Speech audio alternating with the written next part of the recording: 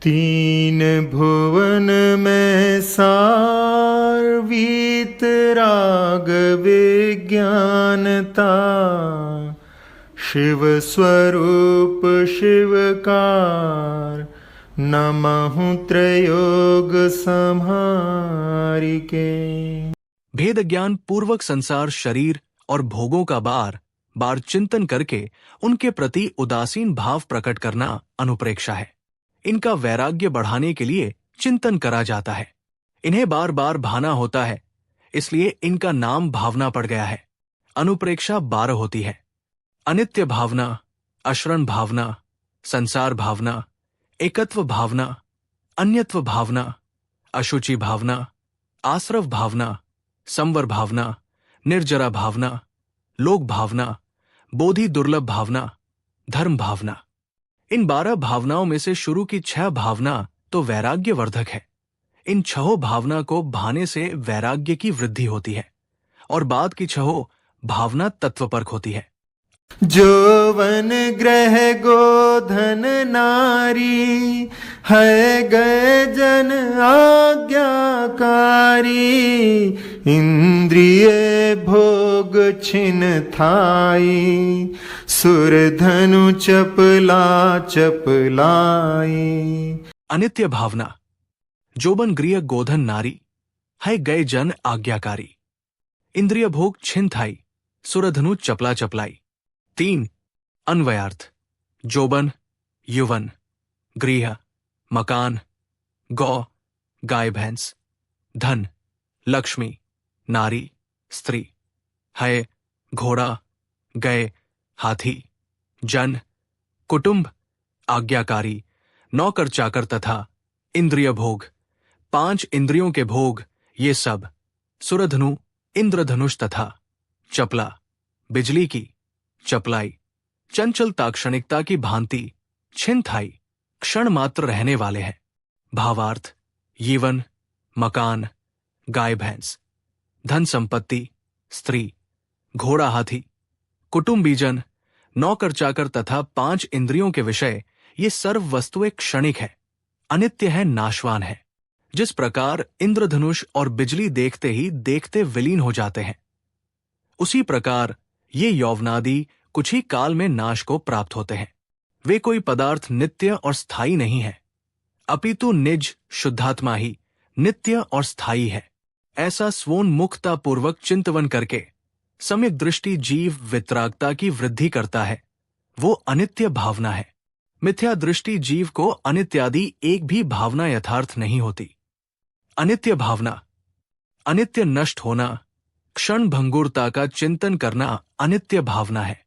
ऐसा चिंतन करना चाहिए कि संसार में जितनी भी वस्तुएं उत्पन्न हुई है, उनका नियम से विनाश होता है, क्योंकि पर्याय रूप से कोई भी वस्तु स्थिर नहीं है, सबका सदा परिवर्तन होता रहता है। फिर इन उत्पादव्ययशील पर्यायों में मैं क्यों रागद्वेष करूं? देखो, इस जगत में जन्म तो मरण से संबद्ध है, जवानी बुढ़ापे से लगी हुई है और लक्ष्मी विनाश सहित है। इस प्रकार सब कुछ क्षण भंगुर है। ये स्वजन परिजन, पुत्र मित्र, धन गृहादि तथा स्पर्श आदि इंद्रियों के विषय, नौकर चाकर, हाथी, घोड़े, रथ आदि समस्त वैभव इंद्रधनुष, नवमेघ और बिजली के समान चंचल है, देखते देखते ही नष्ट हो जाने वाले हैं। जैसे मार्ग में नाना दिग्देशांतरों के मुसाफिरों का संयोग एक क्षण भर के लिए किसी वृक्ष के नीचे हो जाता है और फिर सब अपने अपने रास्ते चले जाते हैं, उसी प्रकार इस मनुष्य वरूपी वृक्ष की छाया में माता पिता, भाई बहन आदि नाना बंधुजनों का संयोग हो गया है। सो थोड़े समय के पश्चात सब अपने अपने रास्ते जाने वाले हैं, सदा काल कोई रहने वाला नहीं है। फिर इनके वियोग में शोक क्यों करना चाहिए? देखो, अत्यंत लाड़ प्यार से पोषित, नाना प्रकार की सुगंधित वस्तुओं से मर्दन उवटन किया हुआ, तेल फुलेल से संवारा हुआ तथा नाना प्रकार के उत्तमोत्तम सुस्वादु भोज्य पदार्थों से संतृप्त किया हुआ, ये देह भी एक क्षण मात्र में नष्ट हो जाता है, जैसे मिट्टी का कच्चा घड़ा पानी भरते ही विकटित हो जाता है। फिर शरीर के रोगादि से आक्रांत होने पर शोक क्यों करना चाहिए? देखो, जो लक्ष्मी बड़े पुण्यशाली चक्रवर्ती आदि महापुरुषों के लिए भी शाश्वत नहीं रही, तो वो अल्प पुण्य वाले लोगों के लिए कैसे स्थिर रह सकेगी? इसलिए संपत्ति के वियोग में खेद क्यों करना? इस मोह के महात्म्य पर आश्चर्य है कि ये जीव संसार की सभी वस्तुओं को, धन, यीवन और जीवन तक को जल के बबूले के समान क्षणभंगुर देखते हुए भी उन्हें नित्य मानकर उनमें मोहित हो रहा है। इसलिए हे भव्य जीवो, अपने महामोह को छोड़कर संसार के समस्त संयोगों को वियोग संयुक्त ही निश्चय करो। संसार की कोई भी वस्तु स्थिर या नित्य नहीं है, अतएव स्थायी आत्मपद में ही अपनी बुद्धि को लगाओ। ऐसा विचार करना ही अनित्य भावना है। इस प्रकार का चिंतन करने से संसार के किसी भी पदार्थ में भोग कर छोड़े हुए उच्छिष्ट पदार्थ के समान रागभाव नहीं रहता, अतएव उसके वियोग होने पर शोक और विषाद भी उत्पन्न नहीं होता। भावना का फल। संसार, शरीर, भोगों की अनित्यता का चिंतन करने पर, अशुभ कर्मोदय से इष्ट वस्तुओं का वियोग होने पर, अनिष्ट वस्तुओं का संयोग होने पर मन संताप को प्राप्त नहीं होता, पर पदार्थों की क्षण भंगुरता का ज्ञान होने से उनमें घमंड, मद पैदा नहीं होता, पर पदार्थों के प्रति राग भाव कम होता है। मोह की श्रृंखला टूट जाती है, वितरागता की वृद्धि होती है। ये अनित्य भावना का फल है। मिथ्या दृष्टि जीव की अनित्यादि एक भी भावना यथार्थ नहीं होती है। मिथ्या दृष्टि जीव विचार तो करता है, लेकिन वास्तविक भावना ज्ञानियों के होती है। ऐसा जानकर हमें अभ्यास करना चाहिए। सुर असुर खगादिप जेते, मृग ज्यों हरि काल दलेते, मणि मंत्र तंत्र बहु होई, मरते न बचावे कोई। अन्वयार्थ। सुर असुर खगाधिप, देवों के इंद्र, असुरों के इंद्र और खगेंद्र, जेते जो है, ते उन सबका, मृग हरि ज्यों, जिस प्रकार हिरण को सिन्ह मार डालता है उसी प्रकार, काल मृत्यु दले नाश करता है, मणि चिंतामणि आदि मणिरत्न, मंत्र बड़े बड़े रक्षा मंत्र, तंत्र तंत्र, बहु होई बहुत से होने पर भी, मरते मरने वाले को, कोई वे कोई न बचावे नहीं बचा सकते। भावार्थ। इस संसार में जो देवेंद्र, असुरेंद्र, खगेंद्र, पक्षियों के राजा आदि हैं, उन सबका जिस प्रकार हिरण को सिन्ह मार डालता है उसी प्रकार काल मृत्यु नाश करता है। चिंतामणि आदि मणि, मंत्र और जंत्र तंत्र आदि कोई भी मृत्यु से नहीं बचा सकता। यहां ऐसा समझना कि निज आत्मा ही शरण है, उसके अतिरिक्त अन्य कोई शरण नहीं है। कोई जीव अन्य जीव की रक्षा कर सकने में समर्थ नहीं है, इसलिए पर से रक्षा की आशा करना व्यर्थ है। सर्वत्रसदैव एक निज आत्मा ही अपना शरण है। आत्मा निश्चय से मरता ही नहीं, क्योंकि वो अनादि अनंत है। ऐसा स्वोन्मुखता पूर्वक चिंतवन करके सम्यक दृष्टि जीव वितरागता की वृद्धि करता है। वो अशरण भावना है। अशरण भावना। इस जगत में मरण से बचाने वाला कोई शरण नहीं है, कोई शरण भूत नहीं है।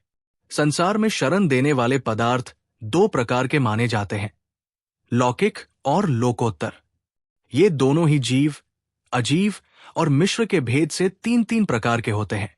इनमें से राजा, देवता, माता पिता आदि लौकिक जीव शरण है।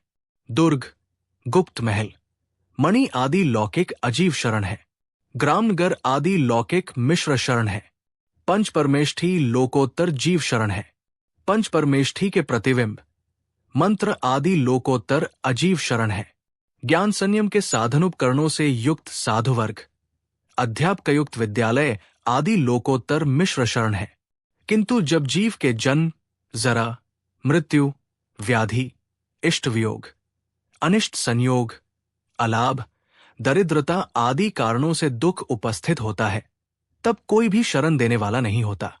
समुद्र में जहाज के डूब जाने पर उस पर बैठे हुए पक्षी का जैसे कोई भी शरणसाई नहीं होता, उसी प्रकार विनाशकाल आने पर, हे जीव, तेरा भी कोई शरणसाई नहीं है। जब तक तेरा कुशलक्षेम है, तभी तक तुझे सभी शरणझाई दिखाई देते हैं। जब जीव का मरण काल आता है, तब उसे चारों ओर से घेरकर बड़े बड़े सैनिक शस्त्रास्त्रों से सुसज्जित होकर क्यों न खड़े हो जाए। अत्यंत स्नेह करने वाले बंधुजन क्यों न घेरे हुए बैठे रहें। बड़े बड़े डॉक्टर, वैद्य, हकीम और लुकमान क्यों न अमोघ औषधियों से उसकी रक्षा कर रहे हों।